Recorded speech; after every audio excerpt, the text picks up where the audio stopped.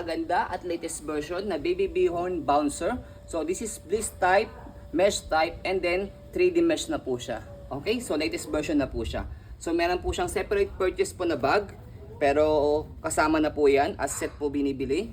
Okay, and then this already washed and ready to use. Wala po siyang faded, wala po siyang discoloration. Okay, so good for newborn up to 12 to 13 kg. Pedia recommended. Foldable and around 2 kg lang po siya. So pakita natin yung details niya one by one. Pakita mo muna yung kanyang pinaka-fabric.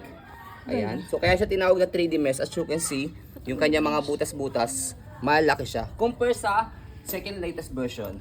Ito yung second latest version niya is, ayan, medyo malilit yung butas niya. Ito kasi 3D type. Okay? Tapos yung comparison pa nila dito, ayan, may laman yung loob, makapal siya. Dito, ayan. Okay? So ito yung, kaya mas mahal po yung price po nitong latest version niya. Okay? So ito yung kanyang tiketa. And then, so pagka newborn dito sa pinakauna layer, para masikip po siya. Pag toddler na, dito sa pangalawa. Okay? And then next natin sa pag-adjust po sa kanya, yan siya pag pang newborn dito sa pinakauna, unang layer para mababa siya. Pangalawa, pag mga around 1 year old, dito na po sa pangalawa. Ayan. Sa pangatlo, pag around mga 3 years old, depende sa weight ng baby po ninyo, around 10 to 13 kg, dito na sa pangatlo. Very safe yan dahil ang baby po namin around 15 kg or 14 kg before, sumasakay pa siya sa ganyan. Ganda ng frame. Gusto.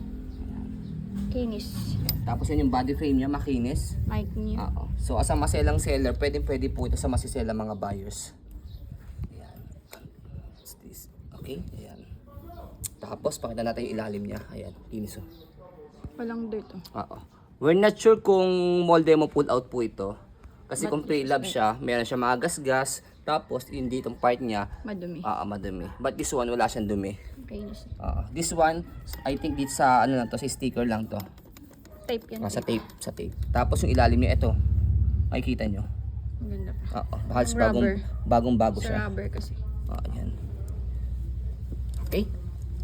And then, pag pinold siya, adjust lang siyang ganyan, tapos yung kulay pula. So makikita po ninyo, compact folding siya, and then manipis at magaa. Yan. Lagyan mo na sa bag. Tapos kapag in-open, bubukan nyo na siyang ganyan. So ganun lang, wala siyang ka-hassle-hassle, i-open sa i-fold. Tapos ito yung bag niya, walang issue sa bag niya, ganda pa. Ito yata yung latest na bag. Latest na version ng bag to. Saka wash na rin po namin yan. Lagyan mo Okay? na. So yan po ang ating po napakagandang latest version na Baby Bihon Bouncer. As you can see, very details po kami sa aking pong pag-video kasi amin siya policy, no refund, no exchange. What you see is what you get. So yun po, maraming salamat. Have a nice day and God bless po. So yan siya. Tapos meron siyang pang hand carry. Diba? Mas maganda yung latest. Oo. So travel friendly siya. Diba? So kahit mag out of town po kayo, mag vacation kayo, pwede nyo po siyang dalhin.